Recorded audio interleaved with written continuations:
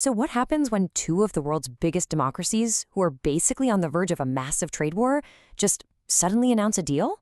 And what if that news doesn't come from some stuffy press conference, but from a single post on social media? Well, that's exactly what just went down between the US and India. And today, we're going to unpack how this one surprise move might have just rewritten a very, very tense relationship. Right, so forget all the usual diplomatic handshakes and carefully crafted statements. This bombshell dropped, of all places, on social media. A direct post from the US president himself laid out the terms. This instantly signaled a complete 180 in a relationship that had become, frankly, dangerously hostile. And that's really the key thing to understand here. To get why this deal is such a big deal, you have to look at the absolute crisis that came right before it. This agreement wasn't just another negotiation, no. This was a resolution to a major problem. Okay, so for the better part of a year, the world's two largest democracies were locked in this diplomatic and trade standoff. I mean, a lot of experts were calling it the worst crisis in their relationship in more than 2 decades. Things were not good. 50%. If you want to understand the story of the crisis, all you need to know is this one number. By August of 2025, this was the total tariff rate the U.S. had slapped on Indian goods. It was a crippling figure, one that put India, a strategic partner, in the same penalty box as a geopolitical rival. So, how on earth did things get so bad so fast? Well, this timeline shows you just how quickly things fell apart. The year started out hopeful, right? A visit to Washington, talk of a limited deal. But by summer, the talks were dead, and bam, the first 25% tariff hits. The final blow came just a month later in August. Another 25% penalty, this time aimed squarely at India's energy policy. A diplomatic handshake had turned into an economic fistfight in just 6 months. But this wasn't just about spreadsheets and trade deficits. The real friction here was diplomatic. Washington was getting really frustrated with India's policy of strategic autonomy, basically its insistence on making its own foreign policy choices, like buying Russian oil.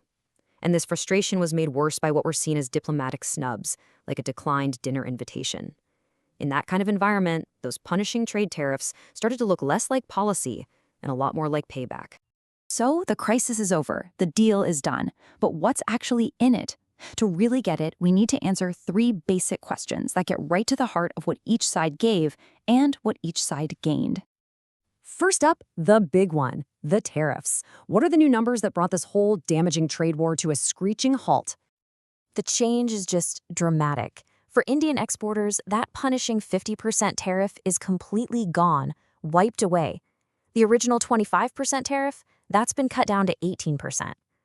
So what did the U.S. get in return? A massive commitment from India to work towards totally eliminating tariffs and other barriers for American goods. It's a huge opening of their market.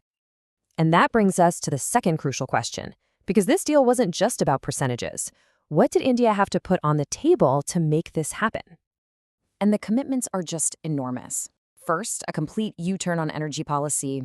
India reportedly agrees to stop buying Russian oil and turn to the U.S. instead. And second, this massive Buy American pledge, a commitment to purchase over $500 billion worth of U.S. goods.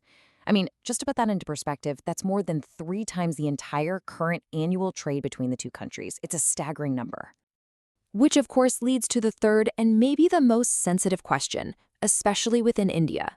If you're opening the floodgates to American goods, what happens to your own local producers, especially in protected areas like agriculture? In this is where things get a little fuzzy. While the headlines are fantastic, critics are asking the really tough questions. How do you let in a wave of American agriculture without hurting millions of Indian farmers? And how does a massive Buy American deal square with your own government's flagship Make in India program? These are the big unanswered questions that are going to determine whether this deal is seen as a success or a disaster at home.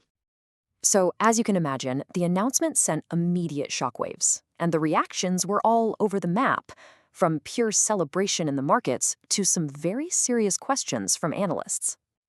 This slide right here captures that first reaction perfectly. Just pure market euphoria. The Indian stock market absolutely surged on the news. I mean, look at these companies in key export sectors like electronics. We're talking gains of 7, 8, even 9% in a single day. For them, this deal wasn't just good news, it was a lifeline. And that optimism was echoed by industry leaders. For guys like Ashok Chandak, this wasn't just about getting rid of tariffs.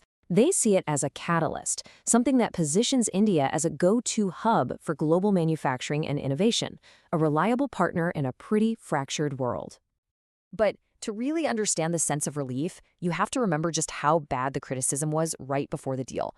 Really prominent analysts like Fareed Zakaria had called the 50% tariffs a historic mistake, saying it was basically trashing decades of work to build the US-India partnership. That's the crisis this new deal just pulled them out of. So, what are the experts saying today? Well, the analysis is cautiously optimistic. Analyst Michael Kugelman is calling it the biggest victory in a year, a really vital step to rebuild trust. But he also points to the central mystery that's still hanging out there. What exactly did the U.S. concede to get this deal done? The answer to that is going to shape everything that comes next. So let's zoom out, because this is about so much more than just numbers on a balance sheet. This deal is really being seen as a reset button, a chance to rebuild a critical strategic partnership that had gone way off track. Analysts are kind of seeing the path forward in 3 key steps. Step 1 is to just stabilize. The deal takes the poison pill out of the relationship. Step 2 is to revive. It could finally clear the way for that long-delayed Quad Summit, which is a key strategic meeting with Japan and Australia. And step 3 is to deepen. This deal is the confidence boost they need to even start talking seriously about that ambitious $500 billion trade target. And here's a fascinating little detail about how this deal actually came together. Analysts aren't just giving credit to policy shifts, they're pointing to one person, the new U.S. ambassador, Sergio Gore. Apparently, his close personal relationship with the president managed to succeed where months of formal talks had failed. It's a powerful reminder that in today's world, sometimes relationships matter even more than regulations. So, at the end of the day, we're left with this huge question. After a year of conflict that nearly shattered a critical partnership, this deal feels like a dramatic reset. But is it really the foundation for a new, stable alliance?